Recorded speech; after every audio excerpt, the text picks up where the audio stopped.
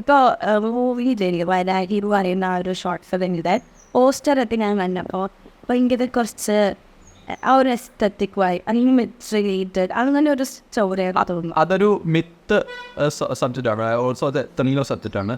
അത് 3D അവർ വരച്ച് ചെയ്ത പോസ്റ്ററാണ്. അതെനിക്ക് ഭയങ്കര റെസ്പെക്ട് തോന്നുന്നു. കാരണം ഒരു അതർ ലാംഗ്വേജിലുള്ള ഒരാൾ അങ്ങനെയൊക്കെ ചെയ്യുന്നത് ഭയങ്കര ഇതാണ്. ഓൾസോ സപ്പോർട്ട് ചെയ്ത വൈശാഖ്, പുള്ളി തൃശ്ശൂരിൽ തൊഴിലാണ്, പ്രോമീഡിയ എന്നാണ് പുള്ളിക്കാരൻ്റെ ഇത് കമ്പനീനെ. അതേപോലെ ടൈമിൽ ഡിസൈൻ ചെയ്തത് അതിൻ്റെ അകത്ത് ആ പോസ്റ്റർ നിങ്ങൾക്ക് നോക്കിയാൽ അറിയാം ആ ഫിലിമിൻ്റെ ഏകദേശം എലമെൻറ്റ്സ് എല്ലാം ആഡ് ചെയ്തിട്ടുണ്ട്. ഞാൻ എപ്പോഴും വിശ്വസിക്കുന്ന ഒരു കാര്യമുണ്ട്, ഫിലിം എന്ന് പറയുന്നത് കോമൺ സെൻസ് മാത്രമല്ല, സിനിമയിൽ കുറേ ആസ്പെക്ട്സ് ഉണ്ട്, ഇറ്റ്സ് ടെക്നിക്കലി കുറേ കാര്യങ്ങളുണ്ട്.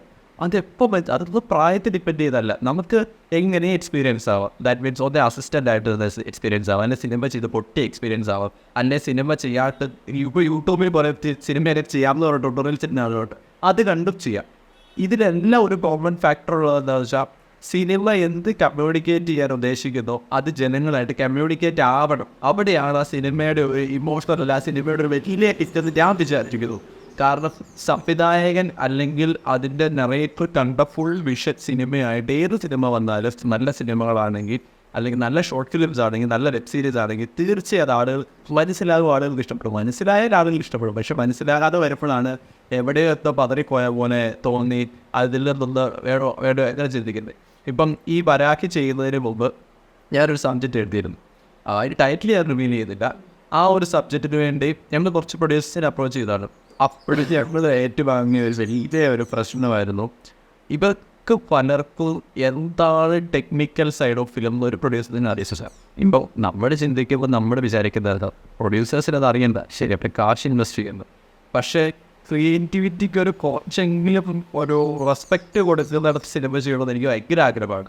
അതായത് ഞാൻ ഗുഡ് വില്ലിനെ ഓൾറെഡി അപ്രോച്ച് ചെയ്തിട്ടുണ്ടായിരുന്നു. അതിനകത്ത് ആനന്ദ് സാറ്, അതുപോലെ തന്നെ പ്രസാദ് സാർ, ഇവരൊക്കെ ഞാൻ കണ്ടിന്യൂസ്ലി ഡിസ്റ്റർബ് ചെയ്യാൻ പോകുന്നതും. അത് കാരണം അത് നല്ലൊരു സബ്ജക്റ്റ് കയ്യിലുള്ളതുകൊണ്ടാണ്. അത് ഇതുവരെ ആ സ്ക്രിപ്റ്റ് സബ്ജക്റ്റ് ഇന്ത്യയിൽ വന്നിട്ടില്ല. അത് ഒരു റോക്കോഗോ എന്ന് പറഞ്ഞൊരു മോഷൻ ക്യാപ്ചർ ടെക്നോളജി ഉണ്ട്, അതൊരു AI റിലേറ്റഡ് ടൂളാണ്. അത് യൂസ് ചെയ്തിട്ടാണ് അതിനകത്ത് കുറേ കാര്യങ്ങൾ. അതൊരു ഫുൾ 3D ഫിലിമാണ്. അത് ബഡ്ജറ്റ് ഫ്രീ ആണ്. അത് തന്നെയല്ല, അത് മലയാളത്തിൽ അങ്ങനെ ഒരു സാധനം വന്നാൽ അത് ഭയങ്കര കോൺട്രവേഴ്സൽ ആയിരിക്കും. അത് ആരും ചെയ്താലും ഭയങ്കര വലിയതാവും. എന്തെങ്കിലും എൻ്റെ ഒരു ജീവൻ അവസാനിക്കുന്നതിന് മുമ്പ് എന്തായാലും ആ സബ്ജക്റ്റ് ഇങ്ങനെ തന്നെ പുറത്തു വരും. അത് ഈ റോക്കോക്കോ മാത്രമല്ല, അത് Rococo is a free AI tool. അത് വെച്ച് ആർക്കുകളിൽ ചെയ്യാം. അത് ഫിസിക്കൽ എലമെൻറ്റ്സ് 3D നമ്മൾ ഇത് ക്യാപ്ചർ ചെയ്യാനായിട്ട് യൂസ് ചെയ്തൊരു AI ടൂളാണ്. അതിന് മുകളിലേക്ക് അതിനകത്തൊന്നുമില്ല. പക്ഷേ അതിനുപരി അതിനകത്ത് ചെയ്ത കുറേ ടെക്നിക്കൽ ആസ്പെക്ട്സ് ഉണ്ട്. ഇപ്പോൾ ഫ്രെയിം ബ്രേക്ക് 3D ഒക്കെ നമ്മൾ അതിനകത്ത് ചെയ്തിട്ട്, അതുപോലെ ഒരുപാട് കാര്യങ്ങൾ സിമ്പിൾ, ഇതൊന്നും വലിയ കോംപ്ലിക്കേറ്റഡ് ആയിട്ടുള്ള കാര്യങ്ങളല്ല. ടെക്നിക്കലി അറിയാവുന്ന ആർട്ടിസ്റ്റുകളുണ്ട്, സീരിയസ്ലി നമുക്ക് ചെയ്യാം. ഇപ്പോൾ ധ്യാൻ ശ്രീനിവാസൻ സാർ ഇൻ്റർവ്യൂവിൽ പറഞ്ഞൊരു കാര്യമുണ്ട്, സിനിമ നമുക്ക് അറിയത്തില്ലെങ്കിൽ നമ്മൾ സിനിമ ചെയ്യുമ്പോൾ നല്ലൊരു ടെക്നിക്കൽ ക്രൂവിനെ ആഡ് ചെയ്യുക. അതായത് നല്ല എഡിറ്റേഴ്സും നല്ല ക്യാമറാമാനും നല്ല ആർട്ടിസ്റ്റുകളും നല്ല CG ഡയറക്ടേഴ്സും നല്ല അസിസ്റ്റൻറ്റുമാരും ഉണ്ട്, സിനിമ ഹിറ്റാണ്. പക്ഷേ ആ ഡയറക്ടറിനെ പിന്നെ എന്തിനാണ് വൈകിട്ടേക്കുന്നത്? സോ ഞാൻ എപ്പോഴും തിങ്ക് ചെയ്യുന്നത് ഡയറക്ടർക്ക് ഇതിനെല്ലാത്തിനെക്കുറിച്ചൊരു ഐഡിയ വേണം. അതായത് എന്തിന് VFX ചെയ്യുന്നു, VFXൻ്റെ എലമെൻറ്റ്സ് എന്തൊക്കെ, അതിനകത്ത് എന്തൊക്കെ 3D, എന്തൊക്കെ ടെക്സ്ചർ ചെയ്യുക, അതിനകത്ത് എന്തൊക്കെ കാര്യങ്ങൾ ചെയ്യുക, ഏതൊക്കെ സോഫ്റ്റ്വെയർ ചെയ്യാം. ഇപ്പോൾ അൺറിയൽ എഞ്ചിനുണ്ട്, മായയുണ്ട്, ഇല്ലുസ്ട്രേറ്റർ ഉണ്ട്, കുറേ സോഫ്റ്റ്വെയർസ് അവൈലബിൾ ആണ്. അതുപോലെ തന്നെ AI സോഫ്റ്റ്വെയർസ് ഇപ്പോൾ കുറേ ക്രാക്ഡ് വേർഷൻസ് ഉണ്ട്, ഫ്രീ വേർഷൻസ് ഉണ്ട്, പെയ്ഡ് വേർഷൻസ് ഉണ്ട്. ഇതിലൊക്കെ ചെയ്യാം. ഇതിനെക്കുറിച്ചൊക്കെ നമുക്കൊരു ഐഡിയ വേണം. അല്ലാണ്ട് കരുതി തെച്ചുമ്പോൾ ഒരു ഫണ്ടായിട്ട് പറയുകയാണ്. ഒരു ഇൻ്റർവ്യൂവിൽ ഇങ്ങനെ കണ്ട, അതായത് ചുമ്മാ കണ്ട സ്കൂൾ ചെയ്ത് കണ്ട നമ്മുടെ ബേസിൽ ജോസഫ് സാറ് ഒരു സിനിമ, എനിക്ക് ജെം കട്ട് അറിയോ, ദച്ചടക്ക് ചാടിയിട്ട് ചെയ്യാൻ, അത് അതിനെക്കുറിച്ച് ഒരു ഐഡിയ ഉള്ളതാണെന്നുണ്ടെങ്കിൽ നമ്മൾ അതിനെക്കുറിച്ച് അത് ഓക്കെ ചേട്ടാ അത് എന്തിനൊക്കെ പിടിച്ചിരിക്കും. അല്ലേ പോട്ടെ, വേണമെങ്കിൽ നമുക്ക് ഇങ്ങനെ ചെയ്യാം. മറ്റേ ഫോമിലി മീൻസ് എന്ന് പറഞ്ഞൊരു സിനിമയ്ക്കകത്ത് മറ്റേ ബേസിൽ ജോസഫ് സാറിൻ്റെ ഒരു ക്യാരക്ടറെ കൊണ്ട് എഡിറ്റ് ചെയ്യിപ്പിക്കാതെ തന്നെ പറയുന്നൊരു കാര്യമുണ്ടല്ലോ. അതായത് കട്ട് ചെയ്ത് അറേഞ്ച് ചെയ്ത് ഓർഗനൈസ് ചെയ്ത് മിക്സ് ചെയ്ത് മാസ്റ്റർ ചെയ്ത് ക്രിയേറ്റ് ചെയ്ത് എക്സ്പോർട്ട് ചെയ്താൽ മതിയിട്ട്. സത്യം പറഞ്ഞാൽ അത്ര ചെയ്ത് എഡിറ്റിംഗ് എന്ന് പറഞ്ഞാൽ ചെയ്യാൻ അറിയത്തിരുന്നത്. അതുപോലെ അറിയത്തില്ലാതെ ചെയ്യാണ്ട് അതിനെക്കുറിച്ച് ആ ഡയറക്ടർക്ക് ഫുൾ അറിവുണ്ടെങ്കിൽ എല്ലായിടത്തും ചെയ്യാൻ പറ്റും. ഇപ്പം ചില കാര്യങ്ങൾക്ക് നമുക്ക് ഡയറക്റ്റ്ലി വേഡ്സ് ഉപയോഗിച്ചാൽ അത് വലിയ ബഡ്ജറ്റിലേക്ക് പോകും. ഇപ്പം ഫോർ എക്സാമ്പിൾ, ഞാനിപ്പോൾ ഒരാളെ ഫോളി ചെയ്യാൻ വിളിക്കുക, അല്ലെങ്കിൽ SFX ചെയ്യാൻ വിളിക്കുക.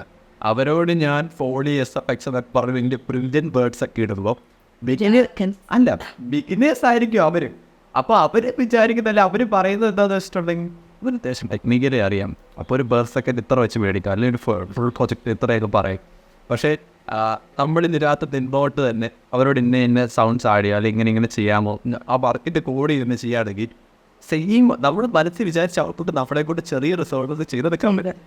ഇതെല്ലാം കഴിഞ്ഞ് സിനിമ ഹിറ്റാകുമ്പോഴല്ലേ അതിൻ്റെ ഔട്ട് വരുമ്പോൾ അത് നല്ല രീതിയിൽ നമ്മൾ നടത്താറുണ്ട്. ഞാൻ എപ്പോഴും മനസ്സിലാക്കുന്ന ഒരു കാര്യമുണ്ട്, the lot of talented artist outside the industry. അത് എത്രത്തോളം വലുതാണെന്ന് ചോദിച്ചാൽ പറയാൻ വാക്കുകൾ നടത്തില്ല. കാരണം ഒരുപാട് നല്ല കഥകളും നല്ല ടെക്നിക്കും എന്നെക്കാട്ടും 1000 കണക്ക് അറിയാവുന്നവർ ഉണ്ട്. അവർ പുറമേ വരണം. അതിനാണ് നമ്മളുടെ പ്രൊഡക്ഷൻ ഹൗസ് ഭൈരവ പ്രൊഡക്ഷൻസ് എന്നുള്ളൊരു പേര് നമ്മളിപ്പോൾ കണ്ടിന്യൂ ചെയ്തത്.